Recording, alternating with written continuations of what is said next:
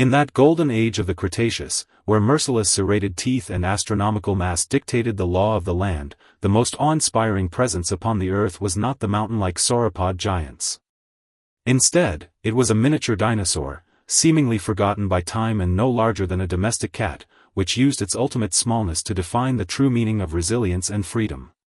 Gifted with a streamlined, petite frame, it possessed an astonishing power of camouflage that made it virtually undetectable to apex predators, the most exquisite hermit of the primeval jungles and wild plains. Tonight, by the gentle flicker of the hearth fire and through this narrative you need not burden your mind to remember, let us step together into the true life of the Microceratus that plays hide-and-seek beneath the moonbeams. Listen close. In the crisp, silent midnight air, there is no thunderous roar of colossal predators fracturing the earth, but only a whisper-soft, exquisitely delicate rustling sound.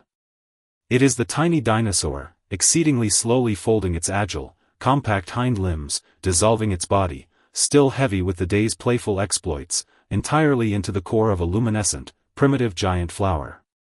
This is the Microceratus that plays hide-and-seek in the moonlight. In this primordial long night where even the wind turns tender, it begins its ritual of deep slumber. Curled within the soft, thick petals, enveloped by the faint woodland fragrance drifting through the air and the profound sense of safety as the corolla gently cups upward, it falls into a serene sleep. This healing tableaus, a perfect convergence of ultimate smallness and cosmic nature, flows like a silent midnight broadcast of soothing mantras, quietly dissolving all worldly anxieties. The critical fracture of destiny split open during a tyrannical twilight completely choked by limitless volcanic ash, painting the entire sky in a glaring, ominous crimson. The air was saturated with scalding steam and the bitter, scorched aroma of flora withered prematurely by the intense heat, as every living creature bolted frantically in search of asylum. Inside this narrow canyon, baked and split open by the unforgiving sun, the hide-and-seek Microceratus was confronting the most exhausted and perilous moment of its existence. Its physical reserves had been drained to the absolute limit during a daytime sprint to escape the accidental trampling of colossal dinosaurs, and dull aches radiated intermittently through its fragile skeletal frame. All around it, the thunderous torrent of the Great Plains migration erupted, countless heavy feet stamping chaotically upon the earth, spreading a frantic aura of destruction and demise. Existing as an exceptionally tiny species, its early life gen had been a ceaseless stretch of high tension. It had to divine the approach of the grim reaper in the mere tremor of a single blade of grass. That mental spasm born from perpetual vigilance squeezed it deeply, causing a persistent, inescapable ache within its petite cranium. It could not fathom why smallness on this vast earth had to be synonymous with unending terror and flight, or why every desperate dash for survival left behind nothing but emptiness. Yet, as it dragged its mini frame, numb from overexertion, into this low-lying, hidden valley gently cradled by stunted shrubs and ancient mosses, it finally ground to a halt. It chose not to follow the panicked stampede rushing into the dark abyss. Instead, it slowly lowered its small head with its mini frill, and the frantic heat in its eyes began to dissolve, step by step, under the quiet caress of the glen. Absolute darkness arrived right on schedule, spreading like a heavy, protective sheet of black velvet, ruthlessly blanketing all the panic and chaotic trampling of the upper world. The hide-and-seek Microceratus did not shiver in terror like other herbivorous dinosaurs. Instead, its inner being found a serene resonance within the immense quietude. As the midnight chill distilled through the woods, it navigated. With slow, practically soundless miniature steps, pacing deliberately through primeval grasses washed silver by the moon. This vast expanse, so lethal by day, transformed under nightfall into its exclusive playground. It threaded lightly through massive fallen leaves, as though engaged in a game of hide-and-seek with the shadows of the moon. In this graceful transit, its metabolic rhythm and its heart, which had been pounding frantically from fear, began an incredible descent toward the most tranquil and tempered baseline. No longer did it need to scan for hostile warnings from aerial or terrestrial predators. At this sheltered altitude where even the wind neared a standstill, the dense thickets formed an invisible wall of safety. Just as it began to grow slightly warm from its play, its small frame overtaken by waves of drowsiness, a visual miracle unfolded at the center of a moist, soil-rimmed moss bed directly ahead. A primitive, bioluminescent giant flower, the size of a washbasin and entirely unseen during the day, began to bloom with ultimate slowness against the dark as night dew coalesced upon it. Its dense, overlapping petals radiated a near mystical, ethereal pinkish-blue luminescence, devoid of any wild fury, bearing only a purity and gentleness that vibrated through the soul. That halo of light was so extraordinarily soft, it resembled a warm blanket woven specifically for tiny creatures in the prehistoric night, exuding a delicate fragrance of wild flora interwoven with forest berries. Deeply enchanted by this ethereal and warm radiance, the hide-and-seek Microceratus trod upon the soft moss, unhurriedly approaching the edge of the giant flower. Free from the oppression of dominant powers and untouched by the structural crises of its era, it experienced an absolute sense of autonomy and liberty in this midnight realm reserved exclusively for itself and microscopic botany. It raised its front claws slowly, scaling the outermost petal which felt as smooth as genuine silk, its movements so light that they did not disturb a single primeval insect sleeping upon the surface.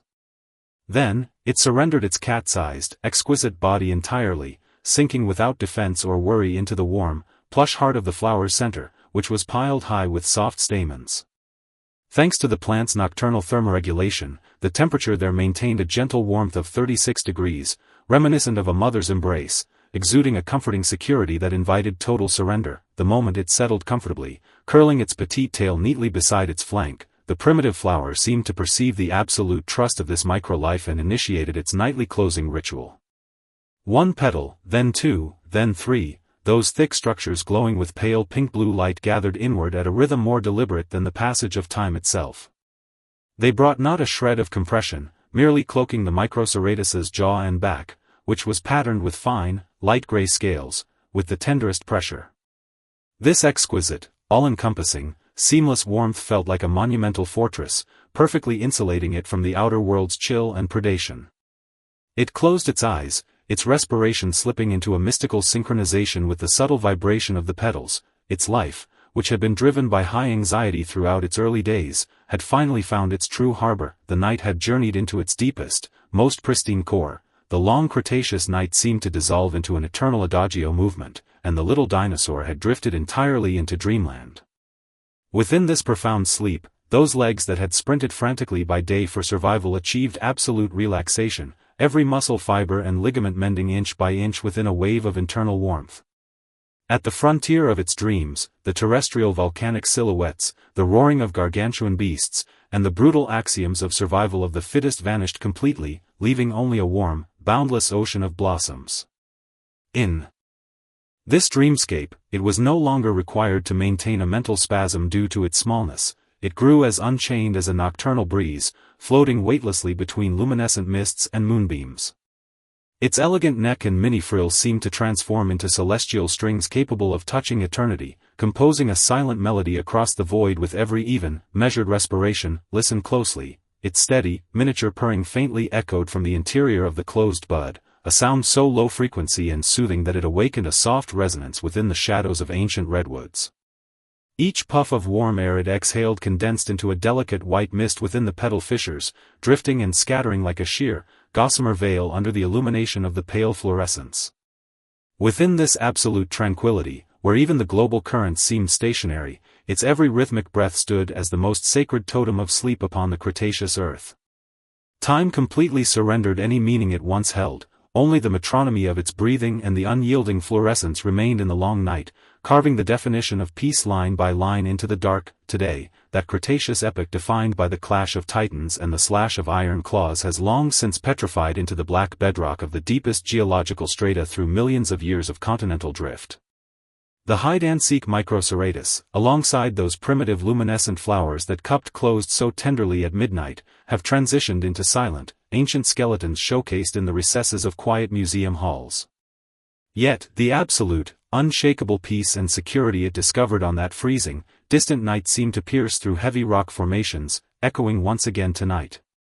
The night now is profoundly deep. The roaring traffic outside and the accumulated stress of the day have receded with the twilight, leaving only this sanctuary of quiet space reserved solely for you. Can you feel it?